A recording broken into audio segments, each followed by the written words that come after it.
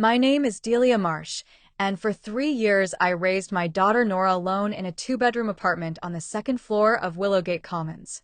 I want to be clear about something right up front. I am not a dramatic person. I do not enjoy conflict. I went to work every morning at 6. I picked Nora up from after-school care every evening at 5:30. I cooked dinner, helped with homework, gave baths, read stories, and collapsed into bed by 9:30 most nights. That was my life. It was small and exhausting, and I loved it completely. I did not go looking for a fight.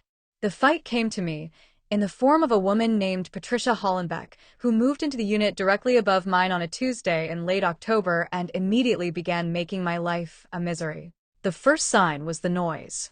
I understand that people make noise. Nora makes noise.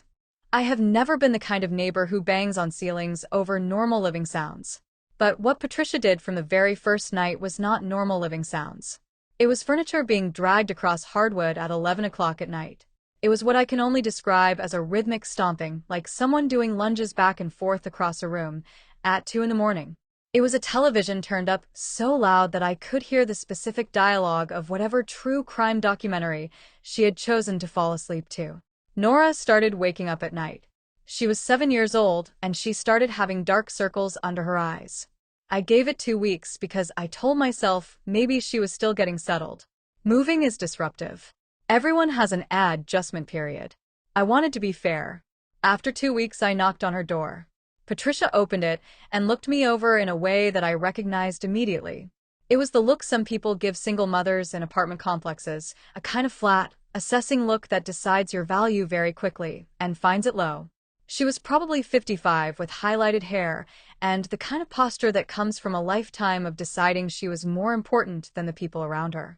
I introduced myself, told her I lived below her, said I wanted to introduce myself and mention that the noise at night was carrying down and waking my daughter. I was pleasant. I smiled. I said I was sure it was unintentional and I just wanted to flag it neighbor to neighbor. She looked at me for a long moment and then said, "Children shouldn't be light sleepers. That's a parenting issue." Then she closed the door. I stood in the hallway for a moment and breathed. I reminded myself that I was tired, that I was working full-time and raising a child alone, and that getting into a screaming match in a hallway was not something I had the energy for. I went back downstairs. I put a white noise machine in Nora's room. I told myself it would get better. It did not get better. Within the month, it escalated. Patricia began complaining about me to the building management. I found this out when our property manager, a mild-mannered man named Gerald, knocked on my door and apologetically informed me that there had been complaints. I asked what kind of complaints. He read from a printed email: excessive noise from my unit, a child running in the hallways, a cooking smell that was supposedly permeating the building, and what Patricia had described as aggressive and threatening behavior from me during what I knew was the single polite conversation I had tried to have with her. I was so stunned I almost laughed. Aggressive and threatening. I had stood in a hallway and smiled and said the word unintentional. I told Gerald my side calmly. I told him about the noise coming down from her unit. I told him about Nora losing sleep. Gerald nodded sympathetically and said he would speak to her and that these neighbor disputes were unfortunately common. He seemed like a decent man caught between two tenants and trying to smooth it over. That conversation with Gerald was the moment I made a decision. I had learned, in the 3 years since my divorce, that being pleasant and hoping things would work out was not always a sufficient strategy. My ex-husband had taught me that. Being the reasonable one, the accommodating one, the one who kept her voice down and didn't make scenes, none of that had protected me when it counted. What protected you was documentation. What protected you was a paper trail. What protected you was evidence. So, I started keeping a log. Every single incident got written down. Date, time, duration, description. I used a simple notes app on my phone because it automatically timestamps every entry. November 4th, 11:47 p.m., dragging sounds, approximately 25 minutes. November 6th, 2:15 a.m., television audible through ceiling, dialogue distinguishable. November 9th, stomping pattern, approximately 40 minutes. Nora woke and came to my room at 2:30 a.m. I also started sending emails to Gerald instead of having phone conversations. I did this deliberately. Phone calls disappear. Emails are records. Every time there was an incident, I sent a brief, factual, non-emotional email. Gerald, I wanted to document that last night between 1 and 2 a.m. there was significant noise from the unit above mine that woke my daughter. This is the fourth such incident this month. I wanted to make sure this was on record. Thank you. Gerald would respond, usually something like, "Thank you for letting me know. I will follow up with the tenant." And I would save every response. Meanwhile, Patricia turned up the pressure. She filed 2 more formal complaints against me with building management, both of which were so vague and nonsensical that I suspected even Gerald didn't believe them. One claimed I had been playing loud music. I barely listened to music because Nora was always asleep before 8. One claimed I had left trash in the hallway, which I absolutely had not. I began photographing my front door area every morning before I left for work and every evening when I returned, just to have visual evidence of the state of the hallway outside my apartment. This may sound like overkill. I want to explain something about being a single mother in a situation like this. Nobody is going to advocate for you. There is no partner who can go upstairs and handle it. There is no one backing you up. It is just you, and if you lose your housing, your child loses her home. That is not an abstract concern. That is the thing I thought about when I lay awake listening to Patricia stomp across her floor at 1 in the morning. I could not afford to lose this apartment. I could not afford to be evicted. So I was thorough because I had to be. In December, Patricia apparently decided to escalate to something I had not anticipated. I came home one evening to find a letter slipped under my door. It was not from management. It was from Patricia directly. She had typed it, printed it, and hand-delivered it. I will not reproduce the whole thing because some of it is genuinely cruel, but the gist of it was this. She found living below a single mother with a child to be an unacceptable quality of life. She believed I was a bad influence on the building. She had connections with the property management company at a corporate level, and she was prepared to use those connections to have my lease reviewed. She suggested that it would be in my best interest to speak to my daughter about her behavior and to be a more considerate neighbor, and she implied strongly that if I did not, I would regret it. There was a sentence in the middle of that letter that I have memorized. She wrote, "A woman in your situation should know better than to make enemies of people who have more influence than she does." A woman in your situation. I read that letter 3 times. Then I put it in a folder. Then I sat down and had dinner with Nora, helped her with her reading homework, gave her a bath, and put her to bed. And then I sat at my kitchen table, and I thought very carefully about what my next move was. The first thing I did was scan that letter and email it to Gerald with a note saying I wanted it in my file, and that I found its tone threatening and the references to connections at a corporate level to be concerning. I asked Gerald to confirm receipt. He replied within an hour saying he had received it, that the letter was inappropriate and he would be addressing it, and that my tenancy was in good standing, and he had no concerns about my lease. I saved that email. The second thing I did was call my sister, who had gone to law school, and while she practiced corporate law, she knew enough to give me a reality check. I read her the letter over the phone. She was quiet for a moment, and then she said, "Delia, you know what this is? This is a harassment pattern. Has she been doing this for a while?"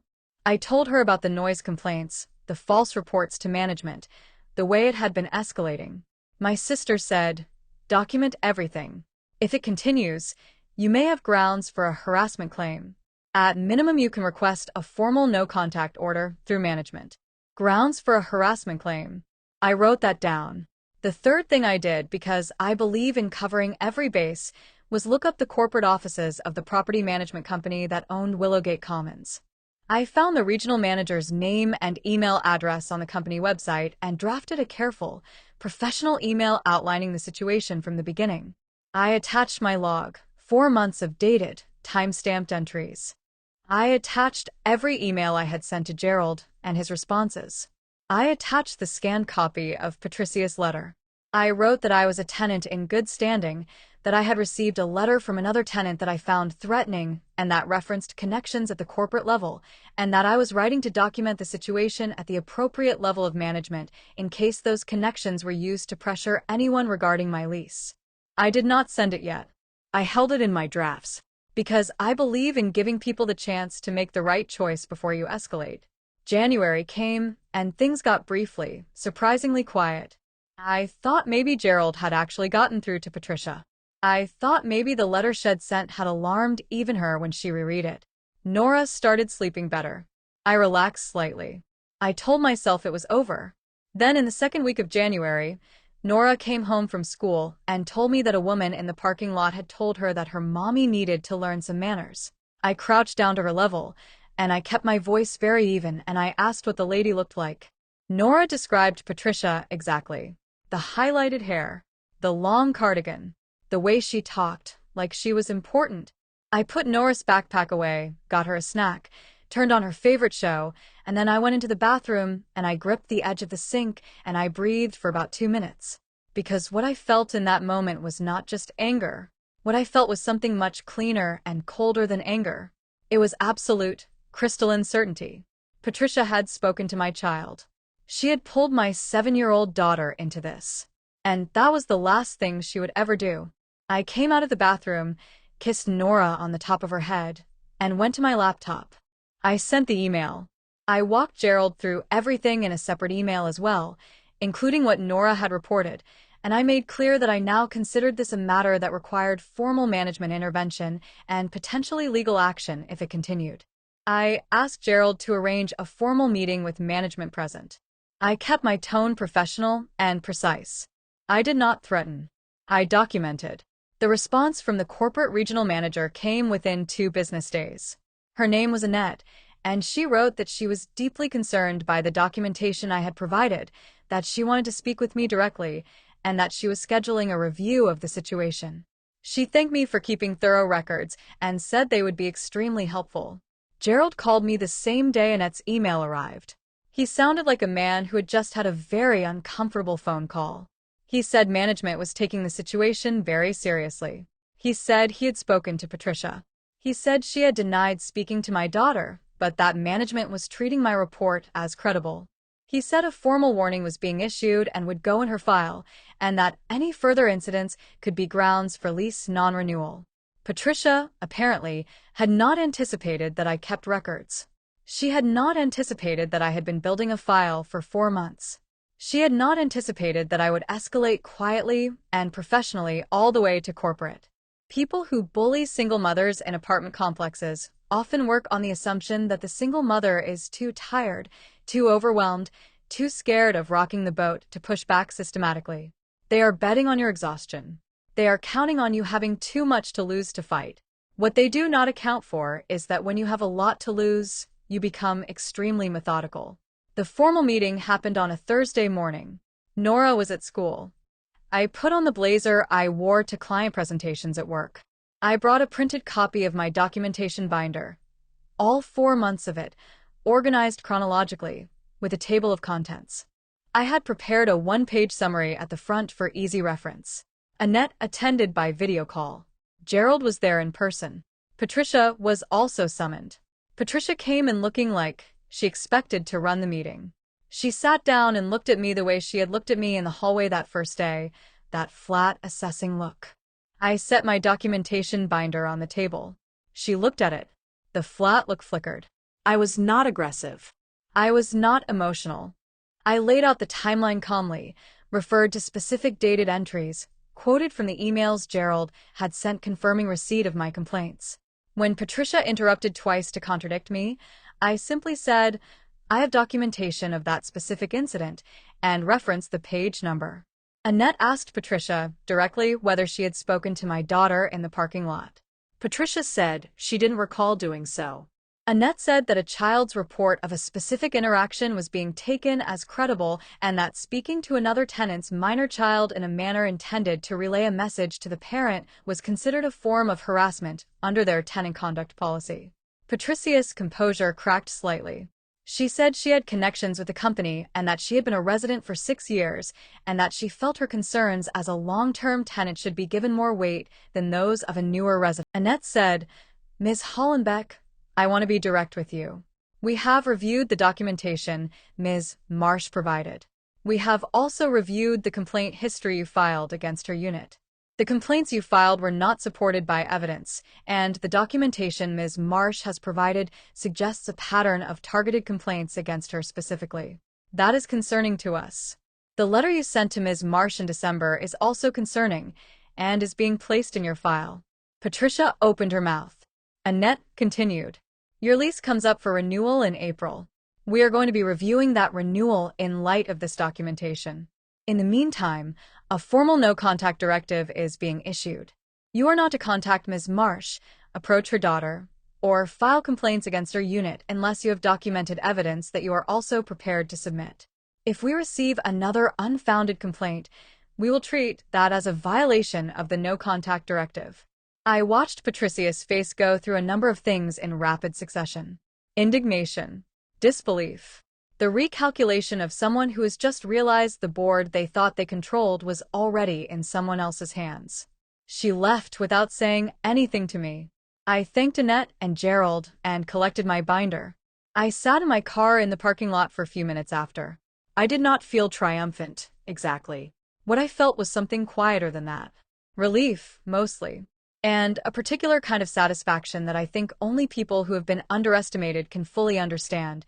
The satisfaction of having been told, implicitly or explicitly, that you are less than, that you do not have recourse, that you should know your place and be grateful, and then proving methodically and without raising your voice that every single one of those assumptions was wrong.